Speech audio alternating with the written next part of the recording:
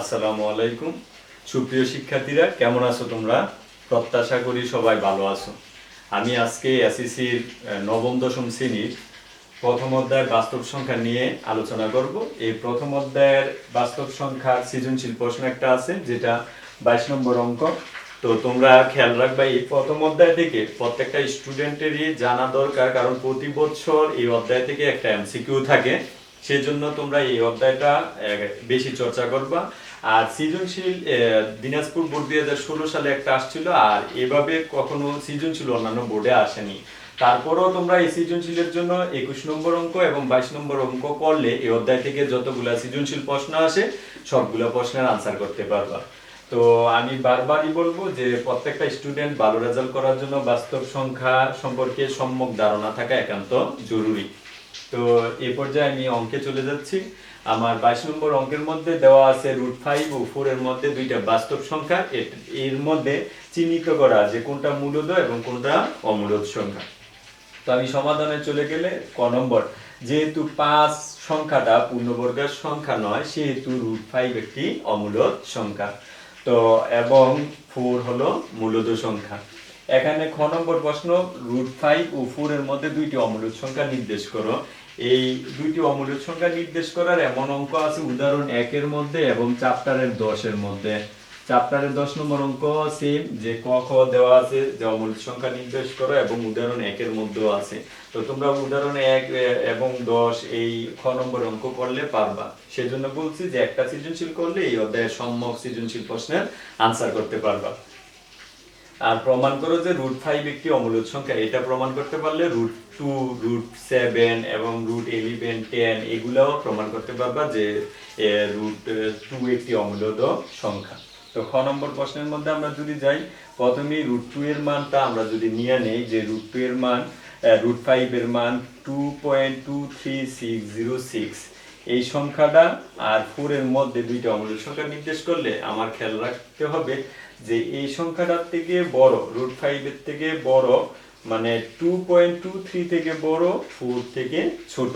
এর মধ্যবর্তী দুইটা সংখ্যা ধরে নিয়েছি, একটা a 3.20 আর একটা ধরেছি b 3.50, যেটা তোমার ভগ্নাংশ আকারে প্রকাশ করা যায় না এমন দুইটা সংখ্যা নিজে নিজে মনে মনে তোমাদের সুবিধার্থে সুবিধা মতো সংখ্যা ধরে নিয়েছি। এর মান একটা 3.20, 220000, b এর মান ধরে নিয়েছি সহজভাবে যে 3.50, 5500। তো স্পষ্টত দেখা যাচ্ছে a ও b দুইটা উভয়ই বাস্তব সংখ্যা, যা √5 অপেক্ষা বড় কিন্তু 4 অপেক্ষা ছোট।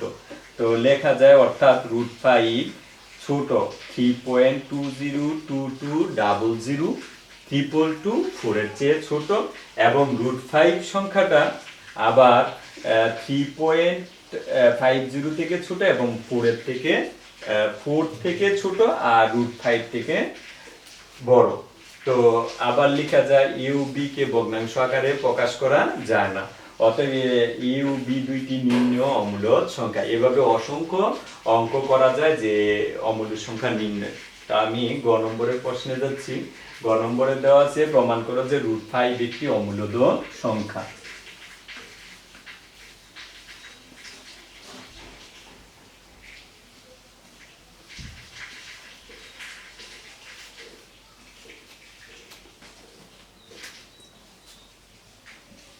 প্রমাণ করতে হবে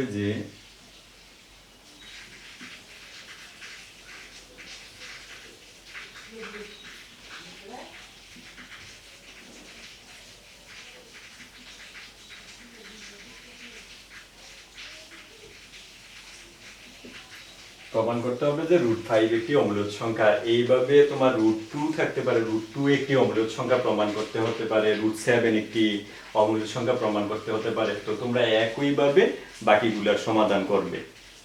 তো আমি প্রমাণে যদি যাই, ধরি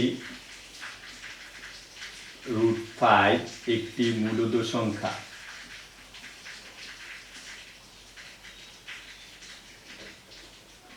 তাহলে √5 যদি মূলদ সংখ্যা হয়, সুতরাং লেখা যায় যে √5 সমান p/q, যেখানে পি ও কিউ পরস্পর সহমৌলিক স্বাভাবিক সংখ্যা এবং কিউ বড় একের চেয়ে। তো বা এখানে লেখা যায় যে উভয় পক্ষের বর্গ করলে 5 সমান P square by Q square.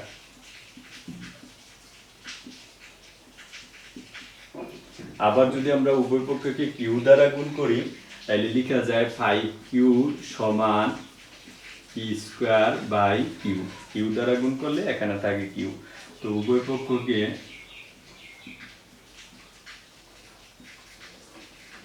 Q দ্বারা গুণ করে। তো এখানে স্পষ্টত লেখা যায় 5q পূর্ণ সংখ্যা এবং পি স্কয়ার বাই কিউ পূর্ণ সংখ্যা নয়। এর কারণ লেখা যায় কারণ পি কিউ পরস্পর সহমৌলিক স্বাভাবিক সংখ্যা এবং কিউ বড় একের চেয়ে। তো সুতরাং লেখা যায় যে 5q